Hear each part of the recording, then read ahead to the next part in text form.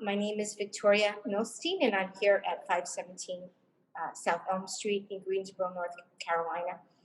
I'm a mother, I'm an artist, I'm a grandmother, I'm a teacher.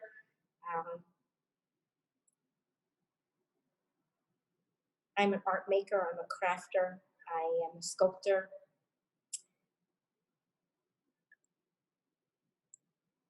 To describe, I'm also very much involved in my community. So I'm a community activist in some sense of the word, and I'm an identical twin. I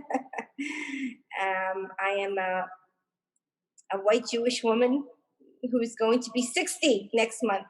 So that's who I am.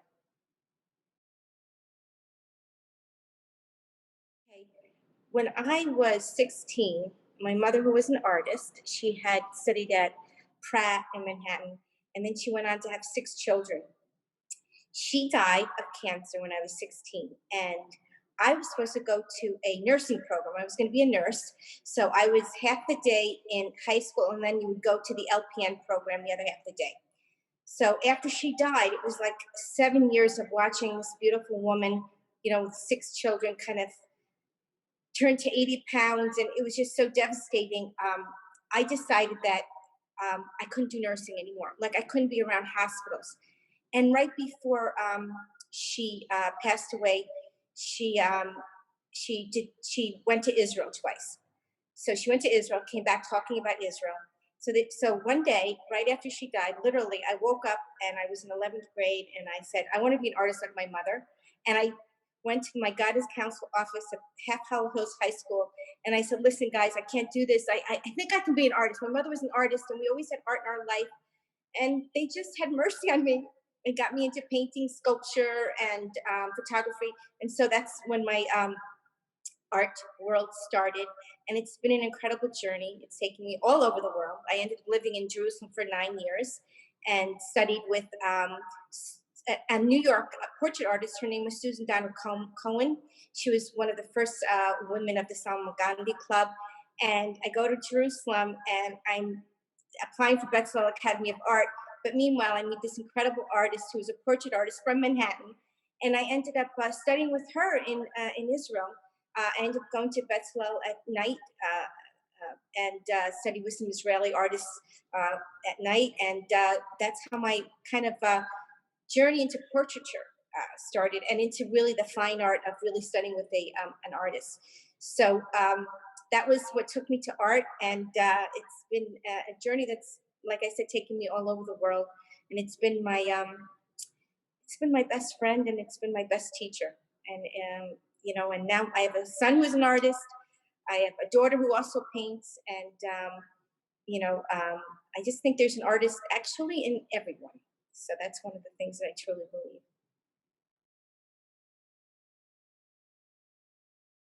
I think growing up in a house where there was always prints from the Metropolitan Museum of Art, Marc Chagall and Kandinsky, and from the Impressionist Renoir to even Rembrandt. My mother had prints in our household, and so I've definitely been classical realism. I mean, I studied with David Lafell after I came back from Israel. I ended up moving back to New York and having a 30-year career in portraiture. And actually, that started with the influence of the artist that I studied with, Susan Donna Cohen, in Jerusalem. And so portraiture has been this also incredible journey for me. I think, and it's so nice to be at an age where you can say these things. I'm single-sided deaf, and I'm dyslexic. And I think portraiture and art became this way to, I excelled in these areas because when you're single-sided deaf and you're not, you're in school and no one knows it, and you're dyslexic, no one pays attention. Those are the years where really they didn't label you. Labeling is disabling, or labeling is whatever. Those years they didn't label you. So in a way, when you can't hear, you read lips. So I was always very focused on people and reading lips and looking at faces. So portraiture ended up to be this wonderful journey for me, and it just fits so well. And I think there's that theme of the weaknesses within you or the scars within you become sometimes your greatest teachers, and that becomes a strength in your life. So I think one of the reasons why I love portraiture was because of that, and also because of relationships. And it's a collaborative genre. You know, when you're doing portrait commissions, it's collaborative. The bad part about portraiture is that there's a Hebrew word called masgaret, which means frame. You're in this framework where your creativity is there, but it's framed in to the fact that it has to look like the person. And then you get into, you know, if you're eighth of an inch off a nose, the topography's off, it doesn't look anything like the person. Doing children, you know, making a living, helping support my family as a portrait artist was incredible for a woman. I mean, I helped support my family, but I did tons of women, you know, children at the beach. You know, I always talk about, you know, the biggest thing that people like to change in a portraiture is their hair, the hair color. What the heck? And I've said this before, like I've made diamonds bigger, and I've changed, you know, outfits, you know, and that kind of banality to the commercial world of portraiture has its toll. And so on one end, it's a way to make a living, and artists should make a living. People sell pet rocks. Why can't artists have a product that they sell that they can make a living? We shouldn't have starving artists. But artists very often aren't willing to put on the business hat, and they they don't want to maybe sell things. So in a period of time when I needed to make a living, that is what I did, and it taught me how to paint. You know, when you have to make a living in portraiture, you have to learn how to paint. So, along with studying in Jerusalem, when I moved back to Israel, to New York after 9 years, with both my children were born there, then we moved back to New York. I continued to study. You know, you always have to keep studying art. And so, from the Art Students League in Manhattan to studying sculpture with Rhoda Charbel to studying with David Leffel. David Leffel taught me the first time I saw him demonstrate painting, I started to weep because he had such a painterly way of capturing light. And so, so because I had a demand that I had to get these portraits done, and you know, I had to paint a lot. So, so that's been an incredible journey. Then I ended up moving to Greensboro, North Carolina, which changed my career completely. Greensboro, you know, I'll tell you how I got here, but you know, I just want to start with saying Greensboro has really been one of the most creative, community, collaborative places I've ever lived. You know, I really have blossomed here. It has, and then I'll tell you how I got here. But I've met the most amazing women. I've been able to do the most amazing work. It's been just this you know, wonderful, quiet but intense community. It's very different from New York. I learned about you know, institutional racism. I've learned about, you would think things that I knew in New York. I learned different things here. People are a little bit more religious in some ways. I've learned for my Judaism, it's been wonderful that way. The Jewish community here has been incredible. The Southern way of being a little slower, more introspective is incredible.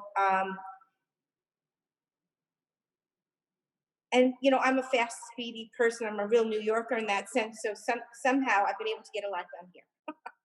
How I got here is when I moved back to New York, and my oldest daughter was starting school in Maryland, and my son Adam was starting art school in California College of the Art. He had just got accepted.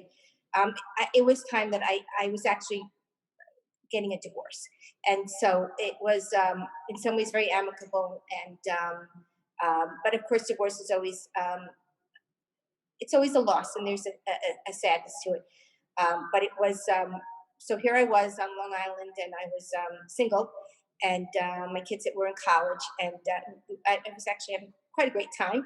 But I got a phone call from an old boyfriend who I had gone out with from the age of 15 to 19, and his name was Ron Milstein. And he had heard from my older sister, April, who my sisters are his best friends. He grew up with my family. He was the seventh best child in our family, and my parents adored him. And I broke up with him to go live in Israel.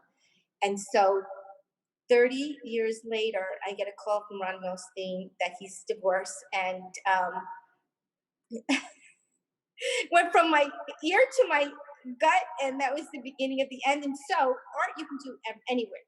And I have been doing, I've been teaching painting workshops abroad in Italy for 5 summers, and I took this group of my adult friends and students. They were all students. Sometimes their husbands would come along to South Africa and to Ireland and to Italy, and it was a way to make money, also to get abroad and get paid for. So so my whole thing was that you can do art anywhere. I could do art anywhere. So Ron was working for Laura Lard as general counsel, and he said, let me take you to Greensboro. Come and visit me in Greensboro, because he was coming to New York. I never heard of Greensboro. I literally never heard of Greensboro, North Carolina. And so that started my, now I've been living here for 9 years in Greensboro. And I bought this little old bead shop that was on foreclosure, and it looked like a nightmare. It had no back wall, and I needed a place to work. And I'd been working in the house, but everyone, the gardening and the noise, people were walking through my living room to get to my studio. It wasn't professional. I always had a professional space. So I bought this studio on 517 South Elm Street. It used to be a barber shop. I did a historic preservation, and I won an award for restoring this historically. And I also have a garden, and I use this place for teaching. I use it mainly as a studio. It is not a retail shop. And the garden I use for nonprofits. I use it for groups that want to come and do events. I don't charge them. And everyone should know that it is a space that I'll do weddings and engagement parties for people that need it. Foster kids. UNCG has done GPS, Regional Public Space, before their space was open. I always do the dance consortium here, and I do a couple other events. So I don't exhibit other artists.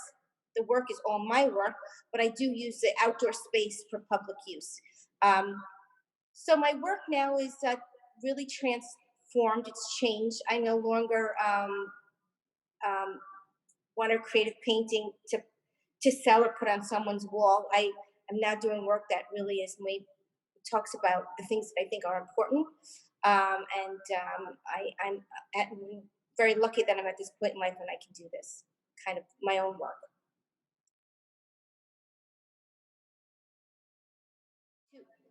2 years ago, I went to March of the Living, and I visited all the camps in Auschwitz and Poland, and then we marched on to Israel with 10,000 other people. So, of course, living in Israel, making Aliyah, studying the Holocaust, I never actually had the chutzpah, or I didn't almost feel like I had the right to do work on the Holocaust, even though it was something that really changed my life. Because one thing about moving to Israel and meeting Holocaust survivors, and it just changed my life. And so what happened is I went on this trip, and I went through the women's section, and all of a sudden I almost had what you would call like a, I don't know, spiritual event. I started to literally think that the suffering that went on, particularly with the women were treated differently. The women very often had the children, and the stories of how they were used and how they died, and half of the women that died in the Holocaust died in villages outside of the camps. I'm going through the camps, and I know that I'm with 10,000 other Jewish people, men, women, and the next day we're leaving for Israel. We're leaving for Israel. And I thought, and it's almost like I heard their voices. If they could have known, if they had an inkling, I was learning about the torture, but if they could have heard or had a sense of a time machine that there would be in Israel, that there would be, that their suffering would be alleviated. And I started to smell roses. I'm at the camps, I'm in the women's section, and I'm smelling roses. And I'm standing next to my husband, Ron. I go, Ron, do you smell that? He goes, no. I go, I'm smelling roses. So I start going over to people to smell them to see if they have perfume or what it is that's getting me. And it was the women. It was a message. And I said, I'm going to do some work on the women in the Holocaust. And this part, I came across a picture of a generation of 5 women that were right before they were being killed in Lapesia, in the outskirts of a beach. 3,000 women and children were killed, and they called it exhibition tourism. They had Nazi soldiers that photographed this incident, and they also had people come and watch it. And I decided to do a Holocaust monument, and I decided to use art as a sculpture that would be not just um, an artist kind of idea of what they want to say, but a piece of history that would teach. So the word monument means a sign, and it's more than it's a sculpture, but it's a sign that teaches this particular time. It commemorates or talks about an incident in history, and a piece of public art. I just that talks about genocide between the most vulnerable in our world is women and children, and also that North Carolina has a Holocaust Education Act, which says that we have to teach the Holocaust in the schools. So there's a place in downtown Greensboro, a park called the Bower Park. It was a park that was donated by a Jewish family, and I started to do this sculpture, and I did a Greensboro TED Talk and a pastel on it, and all these things came together, and I decided to make this monument. So I'm working on a 5-person monument with a camera that the audience will become, the participants will become the it's like social engagement where the public becomes a part of the sculpture. As they look into the camera, they bear witness. They bear witness to the exact opposite of what these Nazi photographers trying to show, that these were subhumans. These were people that were like bugs or animals. The annihilate, and like you would annihilate, like you get rid of bugs, and you just, so when you look through this camera you see the exact opposite. So um, this sculpture, I'm very influenced by, I mean, I studied sculpture with Rhoda Charbel, but I'm very influenced by Rodin, and Rodin has a sculpture called the Fathers of Calais. Do you know that sculpture? It's of these 5 men that are going to sacrifice their lives, and they, so that the city will be spared by this invading army. And you see them all walking off to be killed, right? And you see them all going through the different expressions of the fact that they may die any moment. And I kind of saw a sense of that. And what I was influenced by, the fact is this sculpture is not going to be up in the air. This monument will not be up in the air. It's going to be on the ground. You're going to be able to walk around it. You're going to be able to look at them through the camera. And so it's placemaking, it's community, it's I hope people go from the Civil Rights Museum and stop off at the Holocaust Monument. Many small cities have Holocaust monuments, and I really felt very strongly about that it should be in a public place, not next to a synagogue, not next to, but a place where everyone could. And Greensboro is a place that understands this, our journey as a civil rights center with the citizens. And so much that I've learned, I know that Greensboro is a place where a piece of a Holocaust monument it's where it needs to be. And so I've invited all my city leaders and letters, and it got passed by the park board, and I'm just waiting for the city to accept the gift.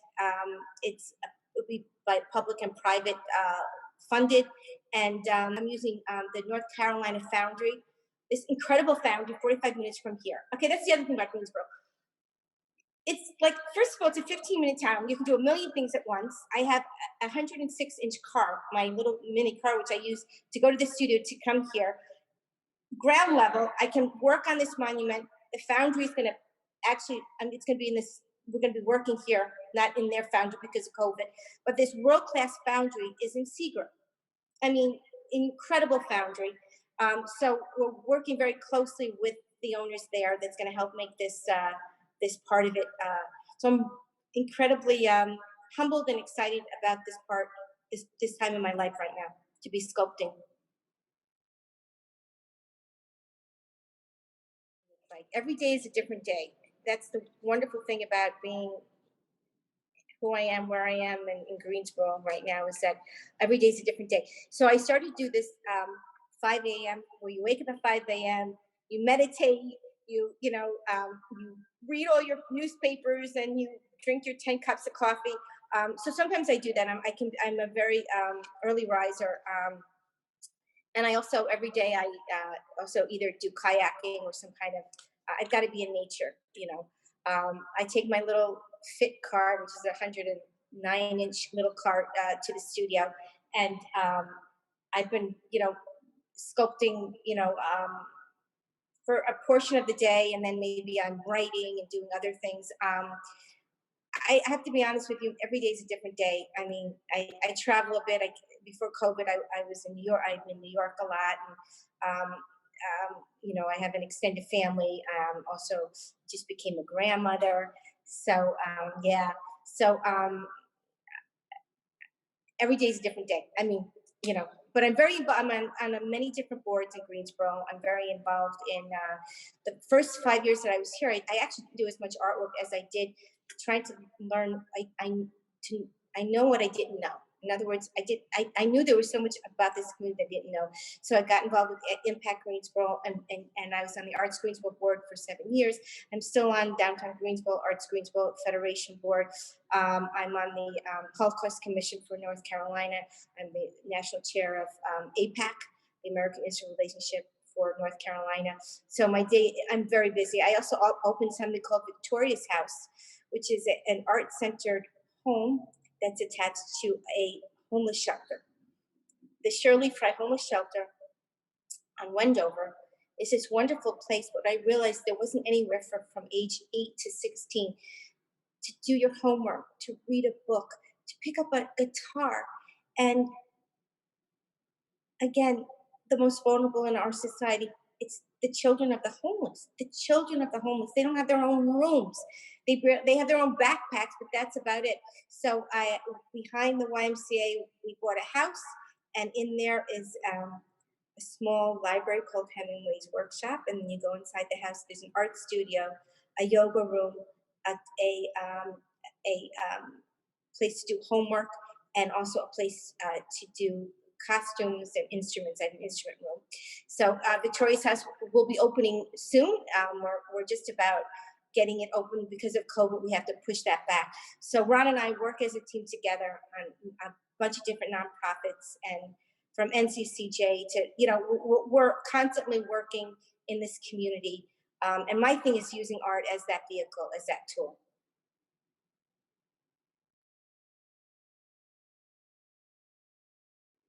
The thing that I struggle with the most is there's some internal behavior of an artist in terms of when you're doing portraiture, or you're doing sculpture, or you're doing, some of the tools that we use to express ourselves.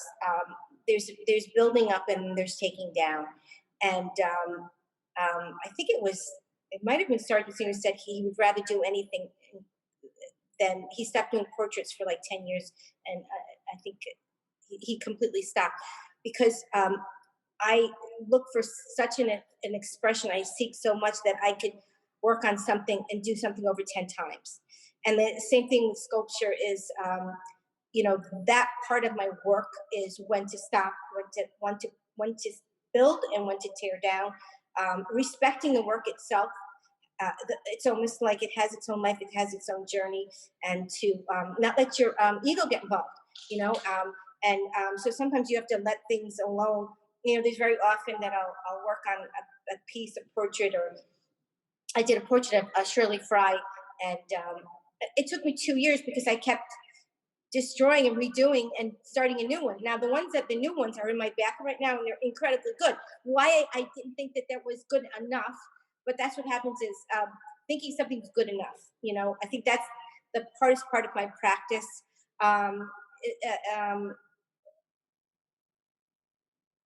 I think the technology is a challenge for someone, for me, because I'm dyslexic. And so, we do use technology for everything, and especially for the sculpture where I'm working from a photograph that is flat. And so I'm using other photography, and I'm also using models. I'm not a technology person, so any form of technology can wreck my day, which can affect my art. So those are the hardest things. I mean,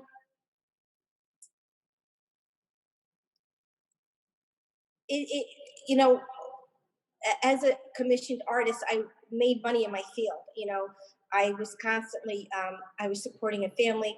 It's sometimes when you don't make money in your field, people don't respect you as much, and so the goals that are not as that I'm not seeking financial, let's say, for a particular project, has been hard on one end, but then incredibly freeing on the other end. Because if I would embark on some of these projects because I needed to, make money, I probably wouldn't have been able to do that. So I'm actually very blessed. But I think that challenge for an artist is supporting money, and where is the role of, you know, um, I really think that artists should not be afraid to make money. I really believe that there's a respect. There's also um, a positive um, prosperity that we have in this world that artists can cook onto. There's no reason for an artist to be starving. I mean, I can make money in my field and give it all away if I want, but not to make money or not to be paid properly for what I'm doing, I think is a challenge for all artists, and it's a challenge for myself. Um,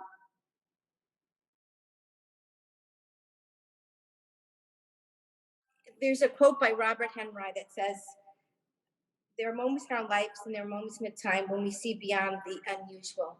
Those are the moments of our greatest wisdom. Those are the moments of our greatest joy. If one could, but with a sign, talk about our world, it's why the arts were created." So that's what I think. The reason we do art, I said this before, the artists are like the canaries in the coal mine. We're there to have a voice and to do it through the visual for the arts. The other thing is art really does free the spirit within each one of us. When I said before, it sounds so cliche, there's an artist within everyone. But the truth of the matter is that there's a creative part of all of us. And the way the education system has been, that with the arts, if you can't paint like this or that, do that. When you're 5 years old, it doesn't look like a car. And so the kid never picks up a paintbrush anymore because it doesn't look like a car. Art education, it needs to change. Uh, we need to, we need to, and I think that's what social justice art is about, that everyone has a voice and a way to be creative, to get off your screen, to sound like but seriously, but you use your hands, be makers, so I love the fact that we have the GQ and the makerspace here, and that even what Adam does at GPS really promotes different types of art, different types of voice, multimedia. So art has changed. I mean, I do commission portraits. I still do them, but that that doesn't float my boat anymore. To paint, unless I'm doing it to tell the story about that person. I think I was really honored to be able to do Justice Henry Frye's portrait for the Supreme Court in North Carolina in Raleigh, and it was the first African American painted in that building. All the portraits is not one African American; he's the first, and it was painted by the first female artist. Believe it or not, were no female portrait artists in that building. So when I get commissions or I'm painting, I'm actually painting Nancy Hoffman right now. She's city council member, and I now paint portraits of people that I want to paint. And the and so that time where you painted a pretty picture to put on a wall, that's still good. That's still something you work on your craft. But I'm very excited about using art as a vehicle to create community, to have a voice, and to